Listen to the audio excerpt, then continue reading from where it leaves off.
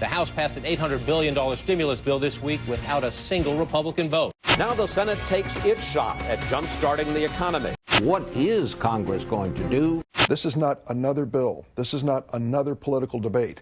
This isn't something that we can just dismiss at the end of the week and say, well, let's move on and do something else if this doesn't work. The most important thing is that we act. Virtually everybody agrees we ought to do something. This is not a question of doing nothing. Everyone agrees that we need stimulus. We do. All of us support the fact that we need to do something. But there are two ways to do that. One is for the government to take it out of the private sector through taxes and then decide where it's going to go through political manipulation. The other is just to leave more money in the private sector for consumers to spend and businesses to invest.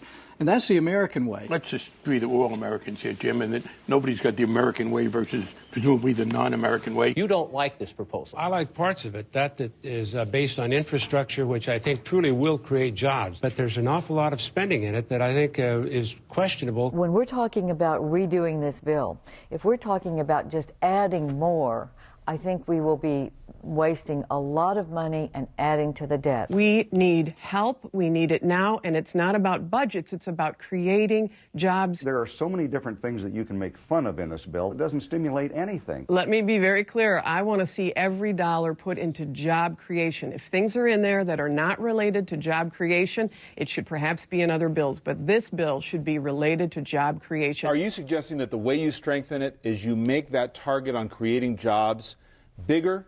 You have more of a focus on that than the House version? Yes, I think we can do better with respect to some of the immediate expenditures for jobs. We obviously have to help people.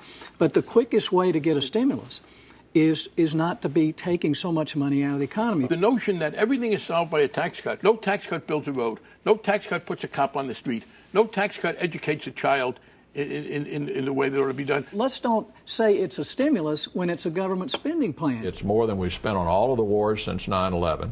This is a lot of money. This is the largest spending bill in history, and we're trying to call it a stimulus when it's just doing the things that you wanted to do anyway. The largest spending bill in history is going to turn out to be the war in Iraq. And one of the things, if we're going to talk about spending, I have a problem when we leave out that extraordinary expensive, damaging war in Iraq, which has caused much more harm than good, in my judgment. That is a whole other show, so I'm going to go into another. That's the problem. The problem is that we look at spending and say, oh, don't spend on highways, don't spend on health care, but let's build Cold War weapons to defeat the Soviet Union when we don't need them. Let's have hundreds and hundreds of billions of dollars going to the military without a check. My focus would be on more infrastructure, for instance, military construction. How far are Democrats willing to go to try to get some Republican buy-in? We're very open to this. We're going to have an open process in the Senate. We are open. Can this bill pass the Senate as it is now written, Senator? I would doubt it. If this measure passes the Senate without Republican votes, would you consider it a failure? If we do what we say we're going to do